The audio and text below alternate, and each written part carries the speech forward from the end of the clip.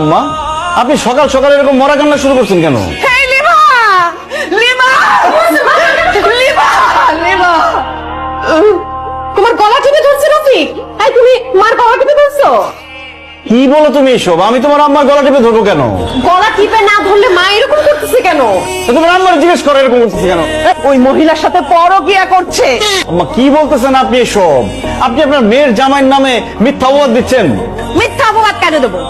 আমি নিজে চোখে দেখছি। ওই ঘর থেকে হাসতে হাসতে বেরিয়ে এসে না মুখে এরকম আদর করে দিয়েছে, জানিস? আমি নিজে চোখে দেখেছি। আমি যদি মিথ্যা কথা বলি আমার চোখ নষ্ট হয়ে যায়। Aunty for God sake please এরকম মিথ্যা কথা বলেন না। রফিক ভাইকে আমার নিজের ছোট ভাইয়ের মতো দেখি, আর আপনি এগুলো বলতেছেন? নেকা ষষ্ঠী, তোমার নিজের ভাইয়ের মতো দেখো, তাই না? পুরা টাকলা একটা বিচারে কেন বিয়ে করছো আমরা জানি না, টাকার জন্য বিয়ে করছো। এখন আমার মেয়ের জামাইরে দেখছো যে অল্প বয়সী, তাকে পটানোর চেষ্টা করতেছো।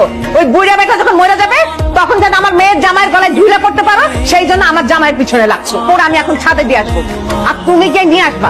নিজের কাজ নিজে করবা, কখনো আমার মেয়ের জামাই দিয়ে তুমি কাজ করাবা না। আমার মেয়ের জামাইকে আমার মেয়ে শুধু হুকুম করবে, আর কেউ না। গোল্ড ডিগার কোথাকার। ফাইলের প্রবলেমটা কোথায় হয়েছে আমি একটু জানতে চাই সেটা। সাহেবকে 3 দিন আগে ফাইল জমা দিছি, উনি যদি জমা না দেয় আমরা কি করবো? এইসব করলে অফিসে থাকার কোনো দরকার নাই।